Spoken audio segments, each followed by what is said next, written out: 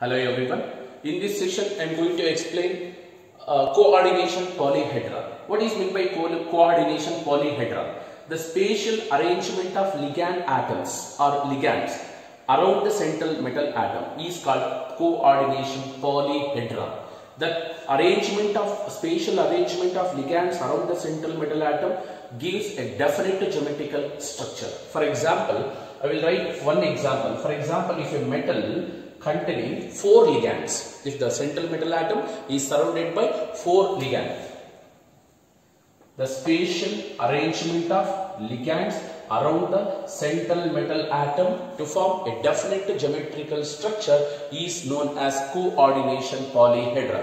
For example, if the central metal atom is surrounded by 4 ligands in this way, it will give a tetrahedral geometrical shape. This is the shape of the coordination complex. Suppose if the central metal atom is surrounded by ligands at the 4 corners, here one, here one, here one, here one. Hence, the shape of the complex will be square planar. Square planar. Here one ligand, here one ligand, here one ligand, here one ligand. Clear? The spatial arrangement of ligands around the central metal. All ligands ಒಟ್ಟಿಗೆ ಇರೋದಿಲ್ಲ. ಈಗ for example 4 ligands ಇದೆ ಅಂದ್ರೆ ಕೆಲವೊಂದು complex ಅಲ್ಲಿ central metal atom ಗೆ ligand ಒಂದು ಈ ಕಡೆ ಇರುತ್ತೆ, ಇನ್ನೊಂದು ಈ ಕಡೆ ಇರುತ್ತೆ, ಇನ್ನೊಂದು ಈ ಕಡೆ ಇರುತ್ತೆ, ಇನ್ನೊಂದು ಈ ಕಡೆ ಇರುತ್ತೆ. Hence it will form a tetrahedral shape. Some type of complexes ಅಲ್ಲಿ central metal atom is surrounded by 4 ligands in this way. Here one ligand, here one ligand, here one ligand, here one ligand. Hence the shape will be square planar.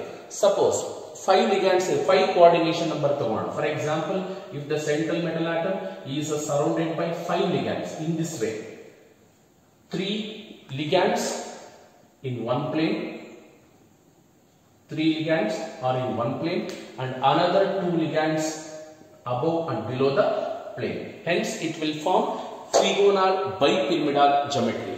This type of geometry is called trigonal bipyramidal geometry. For example, if the central metal atom is surrounded by 5 ligands in this way, total 4 ಇದೆ. In addition to that, 1 ligand above the square planar. Hence the shape of the complex will be square pyramidal. ಅಲ್ಲಿಗೆ ಲಿಗ್ಯಾಂಡ್ಗಳು central metal atoms ಸುತ್ತು ಯಾವ ತರ arrange ಆಗಿದೆ ಅನ್ನೋ basis ಮೇಲೆ we can predict the geometry of the complex. Suppose ಈಗ 6 ligands ಇದೆ ಅಂತ ಇಟ್ಕೊಳ್ಳಿ. What will be the geometry ಅನ್ನೋದು ನೋಡೋಣ. Here 1 2 3 4 5 6 1 2 3 4 5 6. What will be the expected geometry? Square ಇದೆ, ಇಲ್ಲಿ ಸ್ಕ್ವೇರ್ ಇದೆ. ಮೇಲೆ ತಗೊಂಡಾಗ ಒಂದು ಪಿರಮಿಡ್ ಬರುತ್ತೆ, ಕೆಳಗಡೆ ತಗೊಂಡಾಗ ಒಂದು ಪಿರಮಿಡ್ ಬರುತ್ತೆ. ಸ್ಕ್ವೇರ್ ಬೈಪಿರಮಿಡಲ್ ಆರ್ ಆಕ್ಟಾಹೆಡ್ರಲ್ ಜಿಯೋಮೆಟ್ರಿ ಅಂತಾನೂ ಕೂಡ ಕರೀತೀವಿ. This is octahedral geometry. This is octahedral geometry. Clear? The spatial, what is meant by coordination polyhedron? The spatial arrangement of ligands around the central metal atom in a complex is known as coordination polyhedra. Because of this spatial arrangement of ligands around the central metal atom, it can give a definite geometrical shape. Suppose if the complex central metal atom is surrounded by 4 ligands in this way, the geometry will be tetrahedral. Here the geometry will be square planar. This is the geometry of what? Trigonal bipyramidal. This is square pyramidal. This is octahedral geometry. Okay. The next concept is very important. 2 marks usually ಕೇಳ್ತಾ ಇರ್ತಾರೆ with examples. ನೋಡೋಣ. Homoleptic and heteroleptic complexes. Homoleptic and heteroleptic complexes. What is meant by homoleptic? What is meant by heteroleptic complex ಅಂತ ನೋಡೋಣ. Homoleptic complex and heteroleptic complex. What is meant by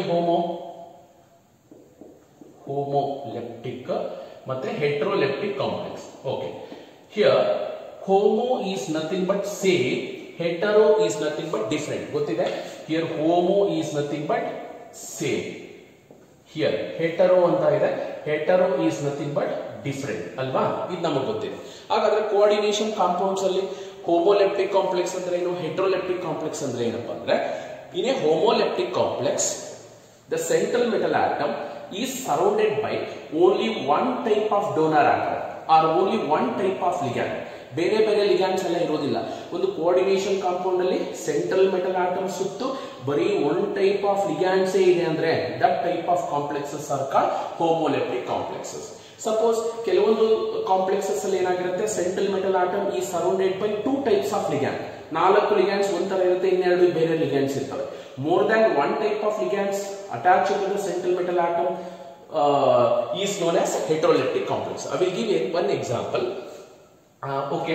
K4FeCl6. K4FeCl6. Potassium ferrocyanide in general. Okay, this is an example for a homoleptic complex. Why it is homoleptic? In a complex, central metal atom is surrounded by only one type of ligands.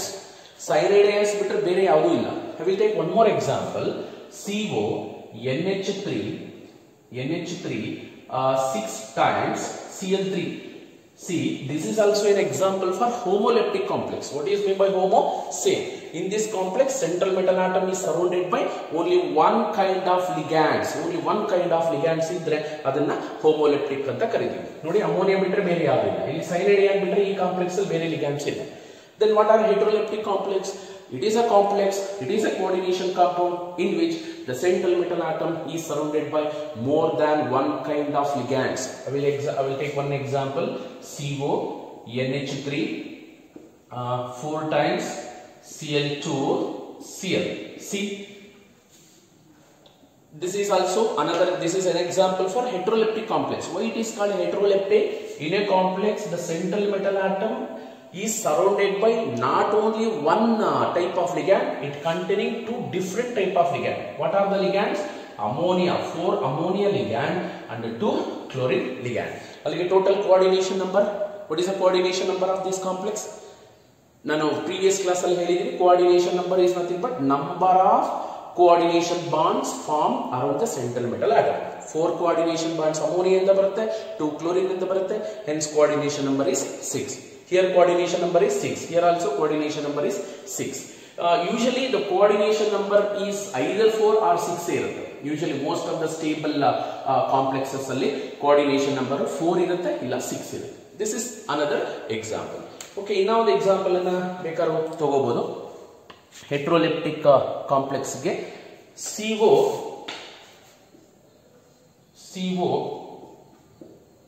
NH3 5 times Cl ನೋಡಿ, ಇದಕ್ಕೂ ಕೂಡ coordination number 5 + 1 6 ಇದೆ. But here the central metal atom is surrounded by different types of ligands. Ammonia ligand, chlorine ಕೂಡ ligand. If the central metal atom is surrounded by only one kind of ligand, it is called homoleptic complex. If the central metal atom is surrounded by in a complex more than one kind of ligand, it is called a heteroleptic complex. Usually ಕೇಳ್ತಾರೆ, what are homoleptic complexes? Give an example. What are heteroleptic complexes? Give an example. Okay, next ನೋಡೋಣ. Types of complex ion. Complex ion. ಏನಿದು complex ion ಅಂದ್ರೆ, ಈಗ ನಮಗೆ ಗೊತ್ತಿದೆ ಒಂದು coordination compound ಅನ್ನ water ಹಾಕಿದ ತಕ್ಷಣ it will dissociated to form ions. ಒಂದು ಕೌಂಟರ್ ಅಯಾನ್ ಬರುತ್ತೆ, ಇನ್ನೊಂದು ಯಾವುದು ಕಾಂಪ್ಲೆಕ್ಸ್ ಅಯಾನ್ ಬರುತ್ತೆ. ಆ ಕಾಂಪ್ಲೆಕ್ಸ್ ಗೆ ಆಫ್ಟರ್ ಡಿಸೋಸಿಯೇಷನ್ ಕಾಂಪ್ಲೆಕ್ಸ್ ಗೆ ಚಾರ್ಜ್ ಏನೇನ್ ಬರುತ್ತೆ, ಮೈನಸ್ ಬರುತ್ತಾ, ಪ್ಲಸ್ ಬರುತ್ತಾ, ಅಥವಾ ನ್ಯೂಟ್ರಲ್ ಇದೆಯಾ, ಡಿಸೋಸಿಯೇಷನ್ ಆಗಲ್ವಾ ಅನ್ನೋ ಬೇಸಿಸ್ ಮೇಲೆ the complexes are mainly classified into 3 types. The first one is anionic complex. Second one is cationic complex, and the next one is neutral complex. Based on the charge on the complex after dissociation, they are mainly classified into 3 types: anionic complex, cationic complex, neutral complex. What are anionic complex? As the name indicates that the complex is having charge minus, negative sign irodella anionic complex. If the complex charge is positive, is called a cationic complex. If the complex do not have any charge, that is neutral complex. I will take one example for cationic complex. Cuprammonium sulfate, CuNH3 4 times SO4. Cuprammonium sulfate. Cuprammonium sulfate.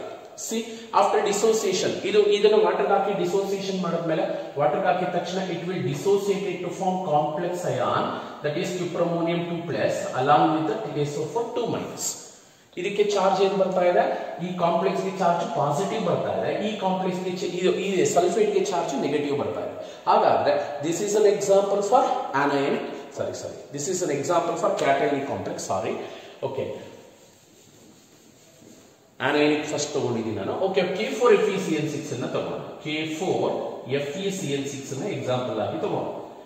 See, this is an example for anionic complex. Why? This potassium ferrocyanide, after dissociation, it will form 4K+ ion. ಇಲ್ಲಿ ಏನು charge ಇತ್ತು, ಈ charge ಈ ಕಡೆ ಬರುತ್ತೆ, 4-, complex ಗೆ charge 4-. Sir ಹೆಂಗ್ ಬರೀತೀರಿ sir? ಹೆಂಗ್ ಅದು ಕಾಂಪ್ಲೆಕ್ಸ್ ಗೆ ಚಾರ್ಜ್ ಹೆಂಗ್ ಕಂಡುಹಿಡಿಯೋದು ಆಮೇಲೆ ಹೇಳ್ತೀನಿ. How to determine the charge on the complex ಅನ್ನೋದು ಆಮೇಲೆ ಹೇಳ್ತೀನಿ. ಈಗ ಡಿಸೋಸಿಯೇಷನ್ ಆದ್ಮೇಲೆ this complex after dissociation counter ion K+ ಇದೆ, ಈ ಕಾಂಪ್ಲೆಕ್ಸ್ ಗೆ ಚಾರ್ಜ್ ಏನು ಬಂದಿದೆ? -, ಬಂದಿದೆ. Hence it is called anionic complex. What is anionic complex? If after dissociation, if the complex containing negative sign, either -1, -2, -3, -4 ಎಷ್ಟೇ ಬರಲಿ, ಅದನ್ನ anionic complex ಅಂತ ಕರೀತೀವಿ. Then what are cationic complex? Cationic complex ಅಂದ್ರೆ ಈಗ ತಾನೇ ನಾನು ಮೇಲೆ ಎಕ್ಸಾಂಪಲ್ ತಗೊಂಡಿದ್ದೀನಲ್ಲ, cuprammonium sulfate ಅನ್ನ ಎಕ್ಸಾಂಪಲ್ ಆಗಿ ತಗೋಣ. After dissociation, it will dissociate to form cuprammonium 2+ and SO4 2-. Here, after dissociation, this complex carries positive sign. Hence, it is called cationic complexes. Easy ಆಗಿ ನಾವು ಹೇಳ್ಬೋದು. ಫಸ್ಟೇ ಸಿಂಪಲ್ ಅಯಾನ್ ಬಂದು ಆಮೇಲೆ complex ಬಂದ್ರೆ ಅದು ನೆಗೆಟಿವ್ ಕಾಂಪ್ಲೆಕ್ಸ್ ಆಗುತ್ತೆ. ಪಾಸಿಟಿವ್ ಕಾಂಪ್ಲೆಕ್ಸ್ ಯಾವಾಗ ಬರುತ್ತೆ ಅಂದ್ರೆ ಕೌಂಟರ್ ಅಯಾನ್ ಗಿಂತ ಮುಂಚೆ ಫಸ್ಟೇ ಫಾರ್ಮುಲಾದಲ್ಲಿ ಫಸ್ಟೇ ಈ ಒಂದು ಕಾಂಪ್ಲೆಕ್ಸ್ ಬಂತು ಅಂದ್ರೆ that is having positive sign.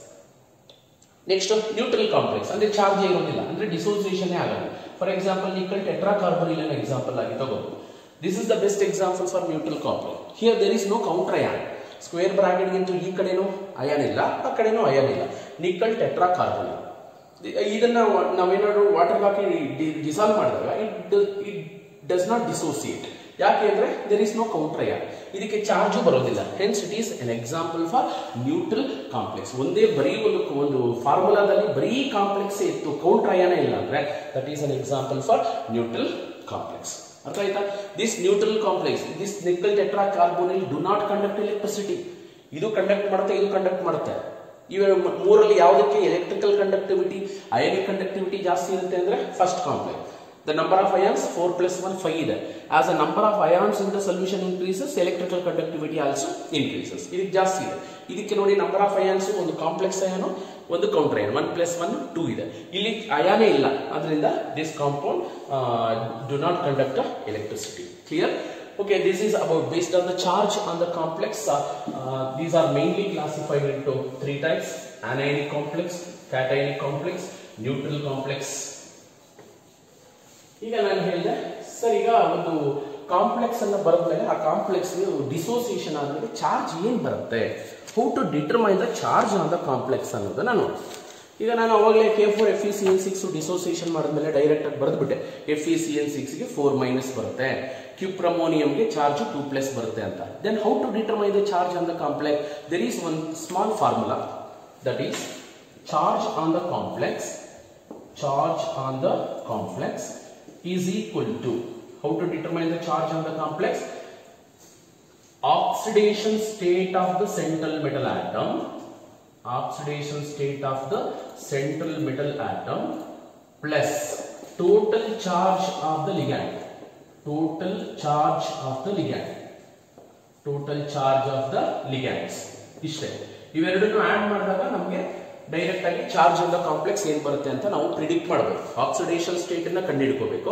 After the total charge of the ligand. For example, ಈಗ ನಾನು ಇದಕ್ಕೆ ಎಕ್ಸಾಂಪಲ್ ತಗೋತೀನಿ, previous one, that is K4FeCl6. Let us calculate the charge on the complex. After dissociation ಈ complex ಗೆ charge ಇಲ್ಲಿ ಏನ್ ಬರುತ್ತೆ, positive ಬರುತ್ತಾ ನೆಗೆಟಿವ್ ಬರುತ್ತಾ ಅನ್ನೋದನ್ನ ಚೆಕ್ ಮಾಡೋಣ. Okay, what is the formula? Oxidation state of the central metal atom. First we have to find out the oxidation number of the central metal atom, that is iron. How to calculate? 4 potassium is there. Each potassium is a alkali metal. All alkali metals are having +1 oxidation state. Plus we need to calculate the oxidation number of iron, make it X. Then total number of ligands are 6. Each cyanide ion charge, ಒಂದೊಂದು ligand charge ಏನಾದರೂ charge ಅನ್ನು mention ಮಾಡಬೇಕು.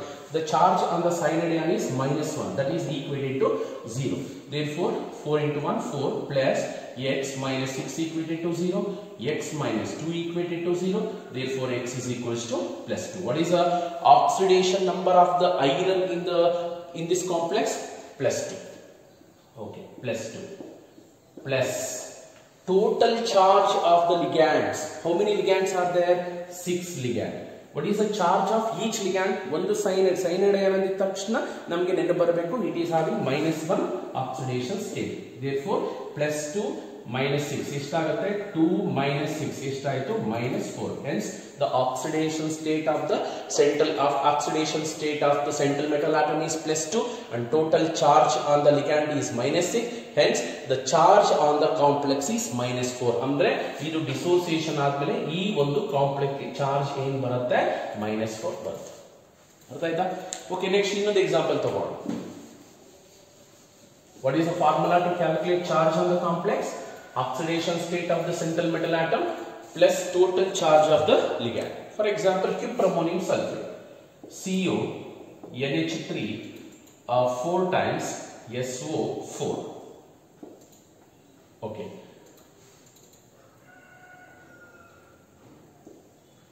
Cuproammonium sulfate. After dissociation, ನಮಗೆ ಗೊತ್ತಿದೆ already ಇದು ಕ್ಯಾಟೈನಿಕ್ complex ಅಂತ. Charge positive ಬರುತ್ತೆ, ಎಷ್ಟು ಬರುತ್ತೆ ಅನ್ನೋದು ಕ್ಯಾಲ್ಕುಲೇಟ್ ಮಾಡೋಣ. Okay, what is the formula? Oxidation state of the central metal atom. We need to find out the oxidation number. Okay, ಕಾಪರ್ದು ಕ್ಯಾಲ್ಕುಲೇಟ್ ಮಾಡಬೇಕು. x ಅಂತ ಬರ್ಕೊಳ್ಳಿ. Total number of ammonia molecules 4 ಇದೆ. ನೋಡಿ, ಆಕ್ಸಿಡೇಷನ್ ಸ್ಟೇಟ್ ಅನ್ನು ಕಂಡುಹಿಡಿಯಬೇಕಾದ್ರೆ central metal atom ಅನ್ನ x ಅಂತ ಕನ್ಸಿಡರ್ ಮಾಡಿಕೊಂಡು ಇನ್ ಮಿಕ್ಕಿದ್ದನ್ನೆಲ್ಲ ಆಕ್ಸಿಡೇಷನ್ ನಂಬರ್ ಗಳನ್ನ ಹಂಗೆ ಬರ್ಕೋಬೇಕಾಗುತ್ತೆ. ಓಕೆ, ಅಮೋನಿಯಾ ಮಾಲಿಕ್ಯೂಲ್ಸ್ ಎಷ್ಟಿದೆ? 4 ಇದೆ.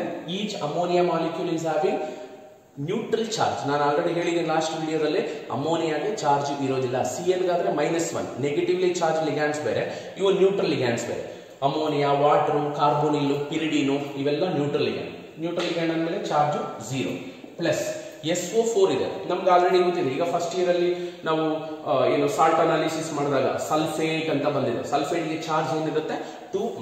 SO4 is having -2 charge, that is equated to 0. Therefore x minus 2 equated to 0, x is equal to +2. What is the oxidation number of the copper? +2 plus total charge of the ligand. ಈಗ ligand ಎಷ್ಟಿದೆ? Total 4 ligand. ಒಂದೊಂದು ligand charge ಏನಿದೆ? 0, neutral ligand. Therefore 4 into 0 0.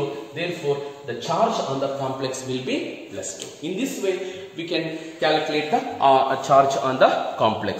ಬೇಕಾದ್ರೆ ಬೇರೆ ಇನ್ನೂ examples ಏನಿದಾವೆ ಆ examples ಕೂಡ ತಗೋಬಹುದು. For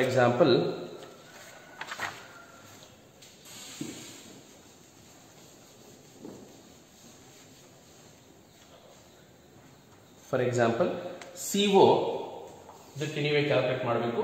CO NH3 4 times, CO NH3 4 times H2O Cl, H2O Cl, Cl2 ಇದಕ್ಕೆ ಕ್ಯಾಲ್ಕುಲೇಟ್ ಮಾಡಬೇಕು. Cl2 ಈಗ ಫಸ್ಟ್ ಇದು ಕೋಆರ್ಡಿನೇಷನ್ ಕಾಂಪೌಂಡ್. ಈಗ ಇಲ್ಲಿ ಈ ಒಂದು ಕಾಂಪ್ಲೆಕ್ಸ್ ಬಂದಿದ ತಕ್ಷಣ ನಮಗೆ ಬೇರೆ ಎಲ್ಲಾ ಕಾನ್ಸೆಪ್ಟ್ ಗೊತ್ತಾಗಬೇಕು. ಫಸ್ಟ್ ಏನು? ಸೆಂಟ್ರಲ್ ಮೆಟಲ್ ಆಟಮ್ ಯಾವುದು? Cobalt. How many types of ligands are there? 3 types. Ammonia ಇದೆ, water ಇದೆ, chlorine ಇದೆ. My question is, tell me, this complex is said to be homoleptic or heteroleptic? Homoleptic means central metal atom is surrounded by only one type of ligand. ಇಲ್ಲಿ one type of ligands ಇಲ್ಲ, different type of ligands ಇದೆ. Hence it is heteroleptic complex. Tell me, what is the coordination number? Number of coordination bonds.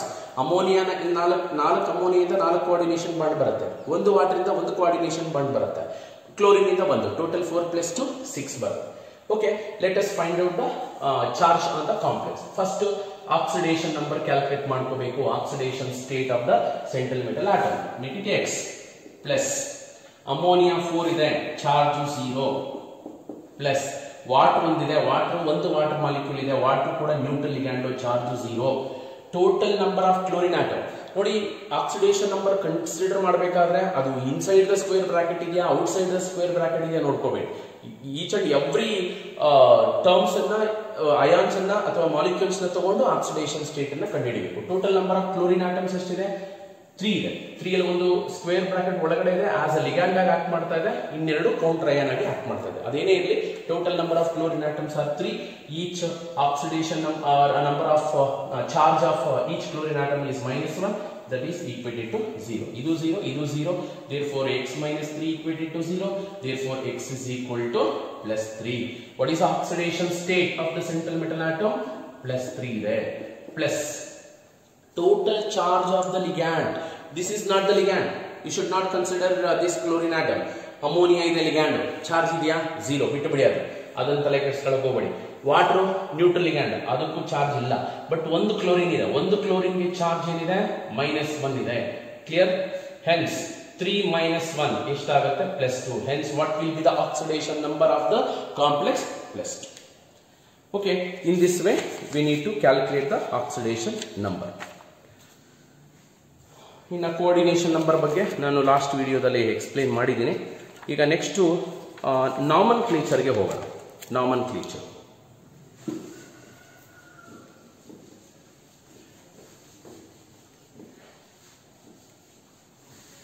ಈ ಒಂದು organic compounds ಅನ್ನ name ಮಾಡಬೇಕಾದ್ರೆ, ನಮ್ಗೆ ಏನ್ ಕೆಲವೊಂದು IUPAC ನೇಮ್ ಮಾಡಬೇಕಾದ್ರೆ ಕೆಲವೊಂದು ರೂಲ್ಸ್ ಗೊತ್ತಿದೆ. ಪೇರೆಂಟ್ ಚೈನ್ ಸೆಲೆಕ್ಟ್ ಮಾಡ್ಕೋಬೇಕು, ನಂಬರ್ ಕೊಡಬೇಕು, ಇದು ರೂಲ್ಸ್ ಅಲ್ಲ.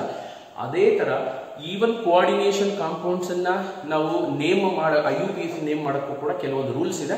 ಆ ರೂಲ್ಸ್ ಅನ್ನ ಆಕ್ಚುಲಿ ಈಗ ಅದು ರೂಲ್ಸ್ ನ ಹೇಳಿ ಎಕ್ಸಾಂಪಲ್ಸ್ ನ ನೆಕ್ಸ್ಟ್ ವಿಡಿಯೋದಲ್ಲೇ ನಾವು ತಗೋಣ. ಅದಕ್ಕೂ ಕೂಡ ಕೆಲವೊಂದು ರೂಲ್ಸ್ ಬರುತ್ತೆ.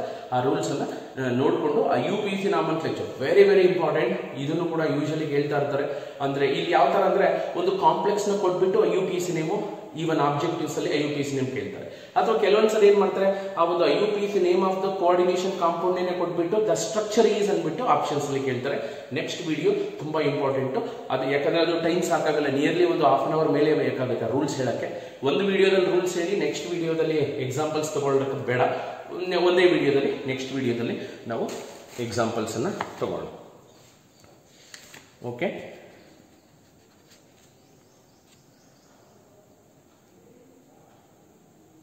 ಒಂದು ಆಬ್ಜೆಕ್ಟಿವ್ ಕ್ವಶನ್ ಇದೆ, ಅದನ್ನ ನಾವು ಈಗ ಡಿಸ್ಕಸ್ ಮಾಡೋಣ. ಏನಪ್ಪಾ ಅಂದ್ರೆ, in which of the following complexes nickel is in the highest oxidation state. ಈಗ ಇಲ್ಲಿ 4 ಆಪ್ಷನ್ಸ್ ಕೊಟ್ಟಿದ್ದಾರೆ. 4 ಆಪ್ಷನ್ ಅಲ್ಲಿ ಕೂಡ ಸೆಂಟ್ರಲ್ ಮೆಟಲ್ ಆಟಮ್ ನಿಕ್ಕಲ್ಲೇ ಇದೆ. ಬಟ್ ಈಗ ನೀವು ಫೈಂಡ್ ಔಟ್ ಮಾಡಬೇಕಾದ್ರು 4 ಆಪ್ಷನ್ ಅಲ್ಲಿ ಇರ್ತಕ್ಕಂಥ ಸೆಂಟ್ರಲ್ ಮೆಟಲ್ ಆಟಮ್ ನಿಕ್ಕಲ್ಗೆ ಹೈಯೆಸ್ಟ್ ಆಕ್ಸಿಡೇಷನ್ ಸ್ಟೇಟ್ ಯಾವ್ದಕ್ಕೆ ಬರುತ್ತೆ ಅಂತ ಕಂಡುಹಿಡಿಯಿರಿ. ಈಗ ನಾನು ಆ 4 ಆಪ್ಷನ್ಸ್ ಅನ್ನ ಬರೀತೀನಿ ನೋಡಿ. ಫಸ್ಟ್ ಆಪ್ಷನ್ ಏನಿದೆ? K4 NiCN4, K4 NiCN4 ಇದೆ. ಸೆಕೆಂಡ್ ಆಪ್ಷನ್ ಬಂದು K2 NiF6 ಇದೆ, NiF6 ಇದೆ. ಅಂಡ್ ಥರ್ಡ್ ಆಪ್ಷನ್ ಏನಿದೆ? ನಿಕಲ್ ಟೆಟ್ರಾಕಾರ್ಬನ್ NiCO4 ಇದೆ, NiCO4. ಫೋರ್ತ್ ಆಪ್ಷನ್ ಬಂದು NiCN4 2-, NiCN4 2-. ಚಾರ್ಜ್ ಅವರೇ ಕೊಟ್ಬಿಟ್ಟಿದ್ದಾರೆ. ಈಗ in all the 4 complexes the central metal atom is nickel only, but the question is which of the following complexes in which the nickel is having highest oxidation state. ಈಗ ನಾವು higher oxidation number ನ ಕಂಡುಹಿಡಿಯಬೇಕು. Okay, in this complex let us find out the oxidation state of nickel. number of potassium ಎಷ್ಟಿದೆ? 4 ಇದೆ. ಒಂದು potassium oxidation number +1 plus nickel oxidation number ನ find out ಮಾಡಬೇಕು. Number of cyanide ions ಎಷ್ಟಿದೆ? 4 ಇದೆ. Each cyanide ion oxidation number is -1. ಇಲ್ಲಿ ಏನಾಗುತ್ತೆ? ಇಲ್ಲಿ is equated to 0. K4 NiCN4 ಇದೆ, ಪೊಟ್ಯಾಷಿಯಂ +1, X 4 × -1. ಇಲ್ಲೇನಾಗ್ತಾ ಇದೆ, X 4 + X - 4 = 0. ಅಲ್ಲಿಗೆ ಏನಾಯ್ತು, +4 -4 ಕ್ಯಾನ್ಸಲ್ ಆಗಿ oxidation number of the central metal atom ಏನು ಬರ್ತದೆ, 0 ಬರ್ತಾ ಇದೆ. Okay, let us find out the oxidation number of nickel in this complex. Potassium 2 ಇದೆ, each potassium is having a +1 oxidation state, plus nickel we need to calculate the oxidation number, plus fluorine atoms 6 ಇದೆ, ಒಂದೊಂದು fluorine ಆಟಮ್ದು oxidation number, ಎಲ್ಲ halogen oxidation number -1 ನೆನ್ಪಿಟ್ಕೊಳ್ಳಿ, chlorine, fluorine, bromine, iodine. Okay, ಎಷ್ಟಾಗುತ್ತೆ, 2 + X - 6 = 0. ಅಲ್ಲಿಗೆ -4 X - 4 = 0 ಆಗುತ್ತೆ. therefore X = +4. ಇಲ್ಲಿ X = 0. X = 0. Okay, let us find out the oxidation number. ನಾನು already ಹೇಳಿದ್ದೀನಿ, what is the oxidation number of nickel? 0, because it is a neutral ligand. Calculate ಮಾಡಬೇಕಾದ್ರೆ X + 4 × carbonyl is a neutral ligand, charge ಇಲ್ಲ, 0. 4 × 0, 0. therefore X = 0. Oxidation number of nickel in this complex is 0. Here let us find out X + 4 × 4 cyanide ions ಇದೆ, ಒಂದೊಂದು cyanide ion charge ಬಂದು -1 equated to 0 ಮಾಡಂಗಿಲ್ಲ ಇಲ್ಲಿ, ಯಾಕಂದ್ರೆ already ಅವನು complex charge ಕೊಟ್ಟಿದ್ದಾನೆ. ಅಂದ್ರೆ ಇದನ್ನ ಫಸ್ಟ್ ಇಯರ್ ಅಲ್ಲಿ ನಾವು ರೆಡಾಕ್ಸ್ ರಿಯಾಕ್ಷನ್ಸ್ ಅಲ್ಲಿ ನಾವು ಆಕ್ಸಿಡೇಷನ್ ನಂಬರ್ ನ ಕಂಡುಹಿಡಿಬೇಕಾದ್ರೆ ರೂಲ್ಸ್ ನ ಹೇಳ್ಕೊಟ್ಟಿರ್ತಾರೆ. If there is no charge ಕೊಟ್ಟಿಲ್ಲ ಅಂದ್ರೆ the entire region, every atom oxidation number must be equated to 0. If the charge is given, +1 +2 -2 ಎಷ್ಟಾರು ಕೊಟ್ಟಿರಲಿ, last ಅಲ್ಲಿ equated to that charge ಎಷ್ಟಿದೆ, -2.